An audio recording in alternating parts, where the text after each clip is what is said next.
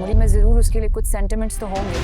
ये शिकायत भी बहुत खतरनाक हो जाएगी। बहुत बड़ा कर्ज है आपका मेरी जिंदगी पर, मौका दिया जिंदगी तो जरूर ये कर्ज उतार दूंगी। बेटा मेरा और तुम्हारा दुश्मन एक ही है, ऐसे जान से मार दूंगा, सीधे नहीं दूंगा। रिश्ते तोड़ना बहुत आसान है, लेकिन अब रिश्ते तोड़ के मैं जुड़ नहीं पाऊंगा। मुझे कोई सलाम करता है तो मुझे लगता है जैसे ही मुझे गालियां दे रहा है। व्यूअर्स अस्सलाम वालेकुम। 6 एपिसोड आप शेर की देख चुके हैं और शेर ड्रामा आपको पता है बहुत ही सुपर डुपर हिट जा रहा है। 7वें एपिसोड में अब होगा क्या? आपने जैसा कि प्रोमो में देखा है कि 7वें एपिसोड में फ़ाहद को बहुत ही फेंटा लग रहा है और वो भी शेर से। जैसा कि आप सबको पता है कि फजर ने दिमागी हॉस्पिटल ज्वाइन कर लिया और अभी वहाँ पर बहुत बड़ा कोई इवेंट होने वाला है और उस इवेंट में मेहमान ख़ुसूसी जो हैं वो शेर ज़मान के वालिद साहब होंगे और शेर ज़मान ख़ुद होंगे, और जिनकी वजह से बदर ज़मान और उनका जो कज़न है शेर ज़मान का फ़ाहद वो भी वहाँ पर आएंगे। और जब फ़ाहद वहाँ पर पहुँचेगा तो वो उसकी नज़र पड़ेगी फ़जर के ऊपर, डॉक्टर फ़जर के ऊपर। तो डॉक्टर फ़जर आपको पता है बहुत ही ज़हीन और काबिल हैं, लेकिन उनसे एक ऐसी मिस्टेक हो चुकी है जिसकी वजह से पूरा जो ड्रामे में उनकी बेइज्जती हो रही है उनके वालिदैन की तरफ से। ज़ाहिर है वो भाग गई थी फ़ाहद के साथ और फ़ाहद ने उसके साथ बहुत ही बुरा किया, उसको ना जीने के लायक छोड़ा, उसने जहर, उसके बाप ने हालांकि उसको जहर भी दिया, लेकिन बस हीरोइन जो होती है वो बच जाती है।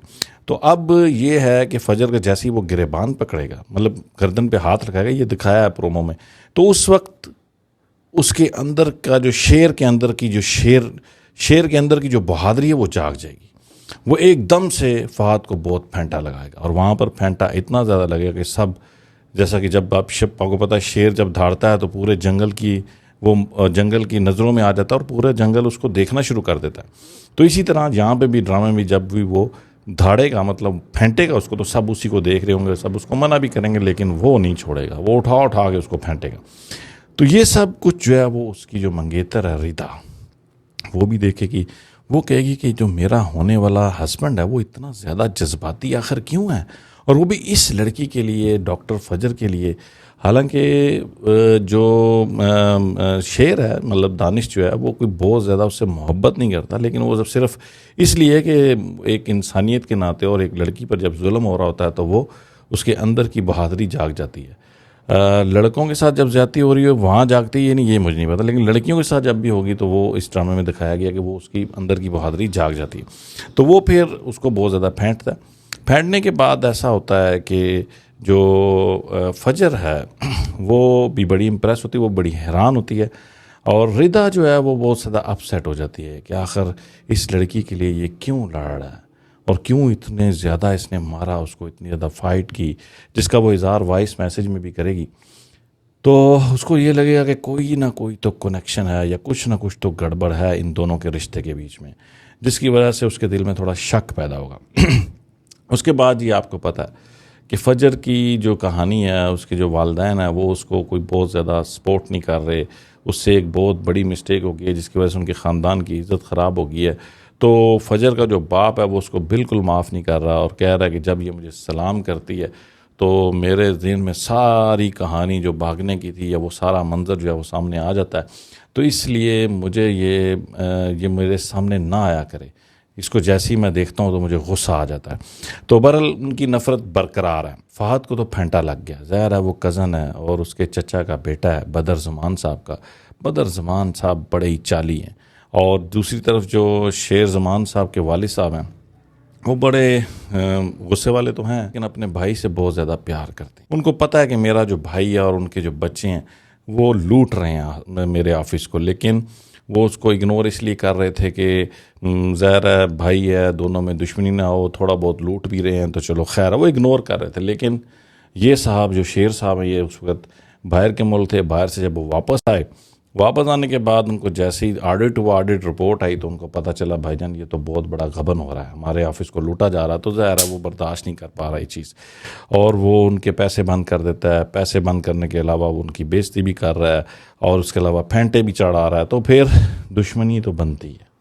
अब बदर साहब जो हैं वो कोई इतने अच्छे हैं नहीं जो दिखाए गए हैं ड्रामे के, कि वो इतना कुछ होने के बाद खामोशी से देख के हंसते रहें, मुस्कुराते रहें और तमाशा देखते रहें, ये नहीं होगा। वो ज़ाहिर है उससे बदला लेंगे और बदला भी बहुत बुरा लेंगे, क्योंकि वो ऐसे हैं जो बरसते कम और गरजते ज़्यादा हैं। تو وہ اس پہ گرجیں گے، برسیں گے نہیں. تو جو مجھے امید ہے کہ وہ اگلی ایپیسوڈ میں یہ ہوگا کہ وہ جب شادی کے لیے جا رہے ہوں گے تو اس وقت جاتے ہوئے وہ ایکسیڈنٹ کریں گے، اور جس میں تو ان کی کوشش ہوگی کہ وہ شیر زمان کو اس دنیا سے اٹھا دیں.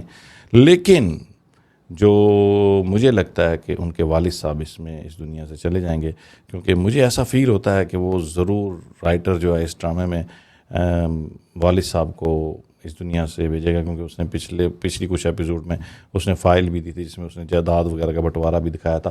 تو مجھے ایسا لگتا ہے کہ وہ اس کو ہٹا دیں گے اس ایپیسوڈ میں سے.